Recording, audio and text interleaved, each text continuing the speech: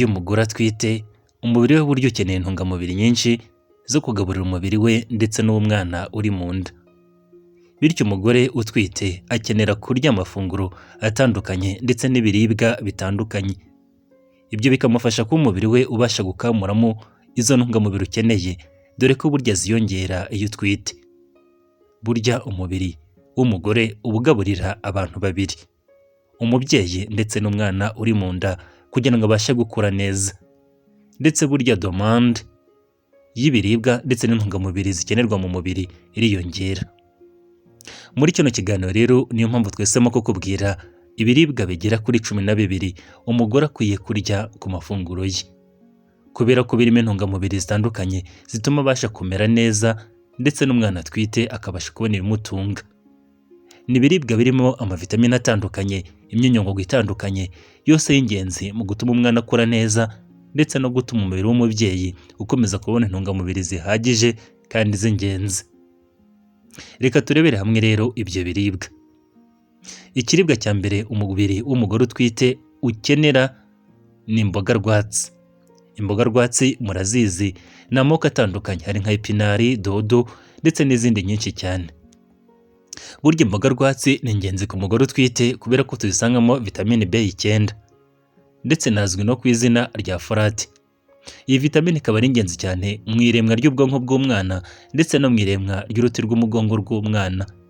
Muri rusange, kubona iyi vitamine ya B9 ku mugore utwite bituma abyara umwana udafite ubusembwa ndetse unafite n'ubwonko bukuze kandi bukora neza.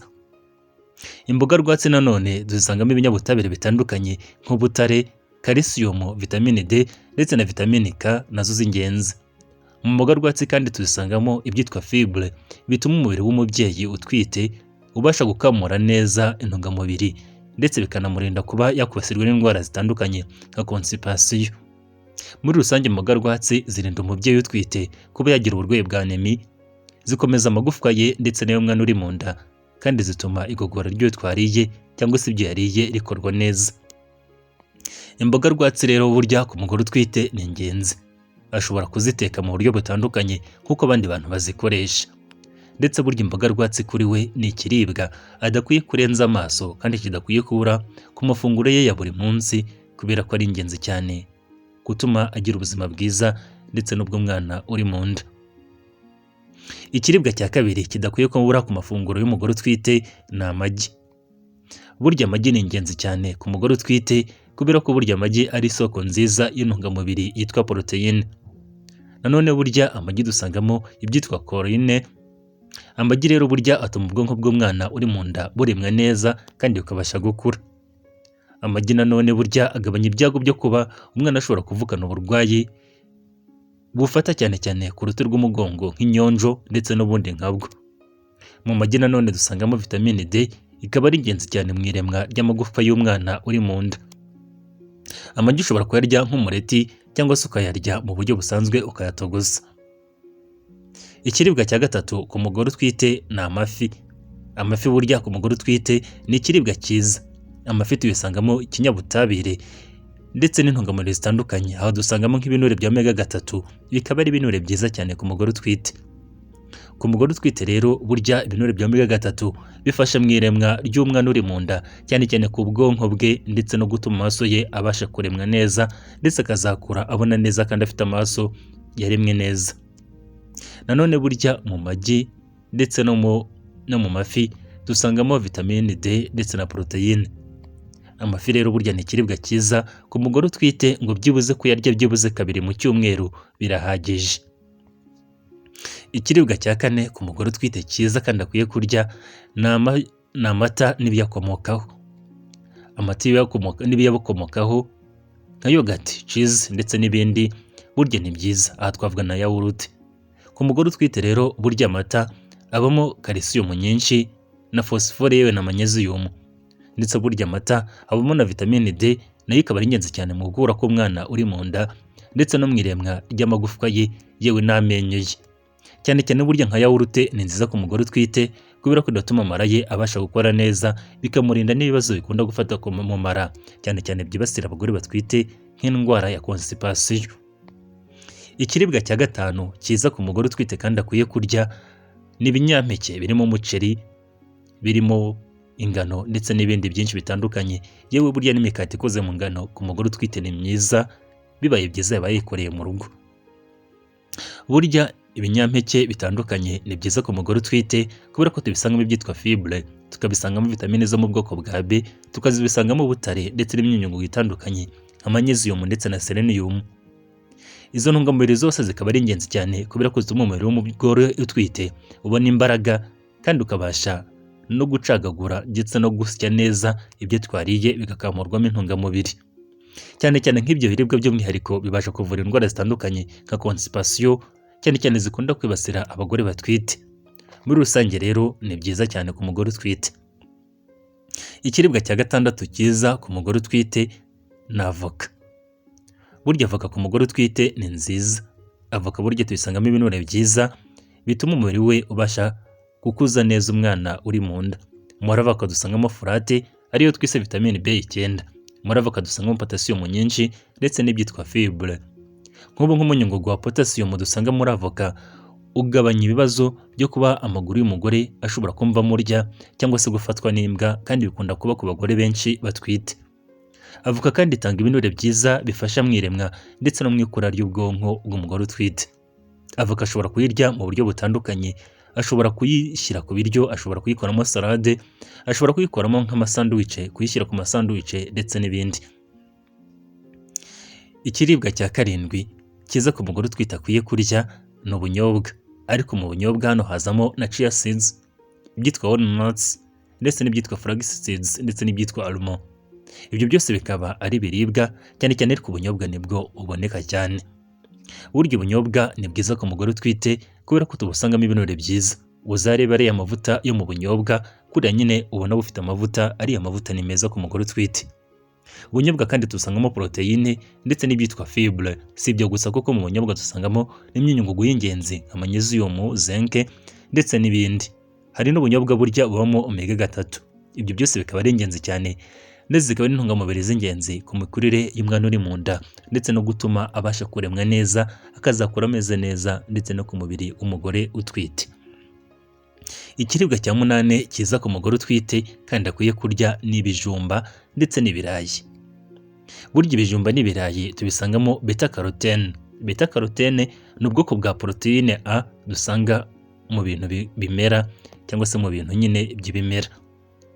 Iyo rero ikaba ari vitamine y'ingenzi cyane mu gukura k'uturemangingo tw'umwana uri mu nda ndetse no mu gutuma umwana uri mu nda abasha kuremwa neza ndetse no gukura. Ibyo birayi rero n'ibijumba kenshi tubisangamo na byitwa fibre, nabyo bifasha neza mu igogora ry'ibyo twariye, ndetse burya tubisangamo na karori nyinshi cyangwa se isukari nyinshi umubiri ukoresha kugira ngo ubashe gutuma umubiri w'umubyeyi ubona imbaraga. Ikiribwa cya munane cyiza ku mugore utwite kandi akwiye kurya ni legume. Legume hano ni imboga ariko zitari imboga rwatsi. Hano tuvuga lentille, amashaza, ibishyimbo byirabura.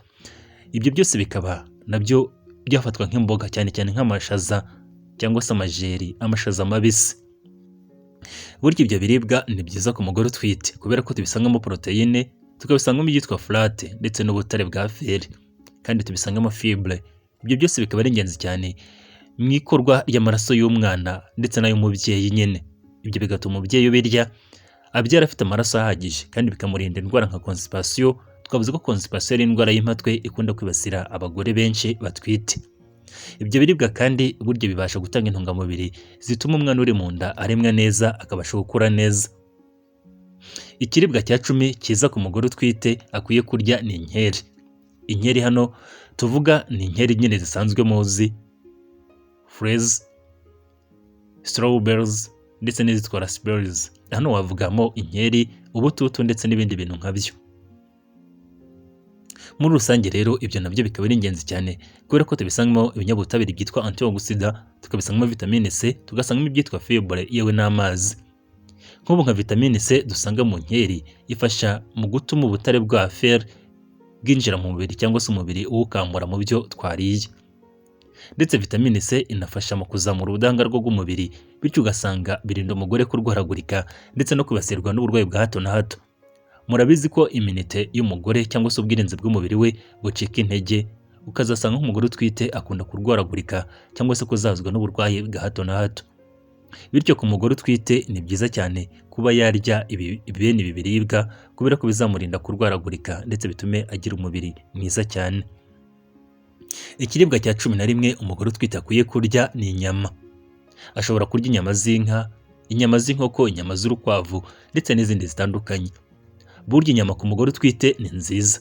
Inyama murabizi ko ari isoko nziza y'intungamubiri za proteine ku bwinshi. Kandi burya nk'inyama zitukura nazo tubisangamo ubutare bwa fer cyangwa se iron. Inyama kandi dusangamo vitamine zitandukanye zo mu bwoko bwa B. Nk'ubu ubutare bwa fer nibwo bufasha mu ikorwa ry'ibyitwa hemoglobine, ari nabyo bitwara amaraso n'umwuka mwiza mu mubiri wacu. Iyo rero umugore afite ubutare bwa fer buke mu mubiri, yibasirwa n'uburwayi bwa aneme cyangwa se amaraso make, kandi icyo ni nacyo kindi kibazo gikunda kugaragara ku bagore benshi, yewe burya n'abadatwite, burya abagore benshi bakunda kugira uburwayi bwa aneme. Ikiribwa cya 12 umugore utwite akwiye kurya ni imbuto zitandukanye. Ashobora kurya amaronji, ashobora kurya za mandarine, ashobora kurya pome, ashobora no kurya n'izindi nyinshi zitandukanye. Reka tuvuge ku maronji. Burya amaronji dusangamo vitamine C ku bwinshi, tugasangamo ibyitwa folate yewe n'amazi yewe n'izindi ntungamubiri nyinshi. Burya kurya imbuto ku mugore utwite bizamura ubwirinzi bw'umubiri we, bigatuma atarwaragurika mu gihe atwite. Ndetse burya izo mbuto dusangamo intungamubiri zitandukanye zirimo amavitamini atandukanye ndetse n'imyunyungugu y'ingenzi cyane mu gutuma umwana atwite amera neza ndetse n'umubiri w'umugore ukamera neza, ukabona ibiwutunga. Ushobora kurya izo mbuto ubwazo cyangwa se ukazikoramo umutobe nawe ubasha kunywa. Ibyo byose bituma nyine ubasha kukamuramo neza intungamubiri dusanga muri izo mbuto, ndetse ikaba ari ingenzi cyane ku mugore utwite. Ariko burya umugore utwite hari ibindi akwiye kwitaho, cyane cyane mu mirire n'iminywere. Umugore utwite burya akwiye kwirinda inzoga, ahubwo akanywa amazi. Byibuze umugore utwite akwiye kunywa amazi ahagije kugira ngo umubiri we awurinde umwuma, kubera ko rero amazi umubiri we ukora cyangwa se ukoresha ni nayo agira no ku mwana. Ikindi umugore utwite akwiye kwirinda ni ukurya ibiryo byakorewe mu nganda gusa cyangwa se ibyitwa processed foods. Bikaba ari ibiribwa akenshi usanga byarakorewe mu nganda cyangwa se bipfunyitse mu bikombe, mu mikebe ndetse no mu bikarito. Burya umugore utwite akwiye kurya ibiribwa byatekewe iwe, akaba yatetse ikiribwa azi impamvu agitetse, ndetse n'ibinyobwa ntanywe aya maji yakorewe mu nganda, kuko burya yongerwamo ibinyabutabire bitari byiza ku mubiri we. Ndetse bibaye byiza ibintu byose yabikoresha biri organic kandi biri fresh. Umugore utwite kandi burya akwiye kurya uturyo duke, ahubwo akaturya kenshi. Si ngombwa ko burya arya ngo yuzuze inda, arire rimwe nyine nk'abantu basanzwe yuzuza inda, ahubwo ashobora kubyuka mu gitondo arya saa 4, saa 6, saa 8. Ni byiza ko arya inshuro nyinshi, akarya duke ariko kahora tubona kandi turimo intungamubiri nyinshi. Ibyo bimurinda kuba yagira iseseme kandi bigatuma umubiri ukomeza kugira imbaraga.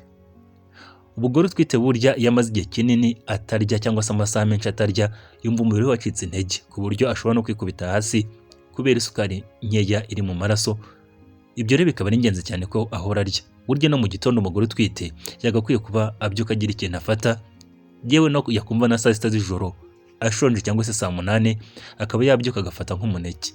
Ibyo nta kibazo kuri we, cyangwa se akanywa kaji, kubera ko umubiri we ukenera imbaraga nyinshi, ukenera intungamubiri nyinshi kugira ngo ubashe gukomeza kubaho ndetse no gukura neza, kubera ko umwana uri mu nda nawe aba amusaba. Muri rusange rero twakubwiraga ibiribwa umugore utwite adakwiye kubura mu mafunguro ye. Bibaye byiza kuri buri funguro byibuze yabonamo ikiribwa kimwe twakubwiye muri ibi, cyangwa se birenze kimwe, cyangwa se agakora ku buryo mu cyumweru yabiryamo nka 3. Muri rusange rero nibyo twavugagaho. Ufite igitekerezo, inyunganizi ndetse n'ikindi wifuza gusobanuza, wacyandika ahagenewe comment. Wanakora subscribe niba ari bwo bwa mbere ugeze kuri iyi channel.